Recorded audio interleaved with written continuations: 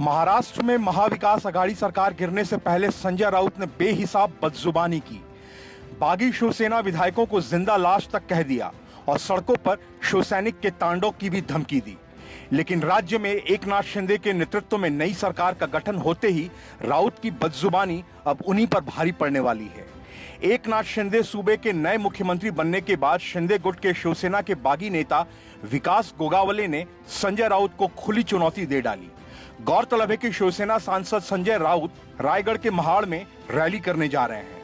विकास गोगावले ने संजय राउत को इसी रैली को लेकर कहा है कि मैं उन्हें सुरक्षा कर्मियों के बिना महाड़ आने की चुनौती देता हूं। इतना ही नहीं, उन्होंने कहा कि अगर संजय राउत यहां बिना सिक्योरिटी के आते हैं तो शिवसैनिक उन्हें प्रसाद देने में कतई संकोच नहीं करेंगे। बता दें कि इससे पहले शिंदे गुट के बागी शिवसेना विधायक केसरकर ने भी राउत और एनसीपी पर तनातनी के लिए आरोप लगाते हुए कहा कि उनका काम हर दिन केंद्र के खिलाफ बयान देना है। उन्होंने संजय राउत पर आरोप लगाते हुए कहा था कि वो शिवसेना के लिए कम, एनसीपी के लिए ज्यादा काम करते हैं।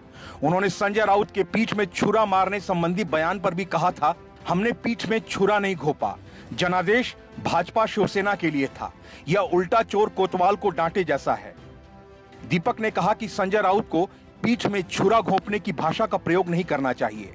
उन्होंने उद्धव जी को सलाह दी, वो खुद शिवसेना में हैं, लेकिन वह एनसीपी का आधा काम कर रहे हैं।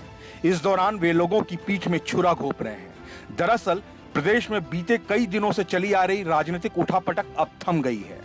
29 जून को उद्धव ठाकरे ने राज्यपाल को इस्तीफा सौंप दिया था। इसके बाद अगले ही दिन यानी 30 जून को एकनाथ शिंदे ने मुख्यमंत्री पद की शपथ ले ली। इससे पहले संजय राउत का एक ट्वीट काफी वायरल हुआ था, जिसमें उन्होंने शिंदे गुट पर निशाना साधते हुए कहा था कि कब तक छुपोगे गुवाहाटी में, आना ही पड़ेगा चौपाटी में। लेकिन अब सरकार बनने के बाद शिंदे गुट के विकास गोगावले राउत को चुनौती दे रहे हैं। शिवसेना के विद्रोहियों ने संजय राउत को उनके और उनके पार्टी नेतृत्व के बीच की खाई बढ़ाने के लिए दोषी ठहराया है। उन्होंने कहा कि संजय राउत एनसीपी के वफादार हैं। Bureau report, news of India.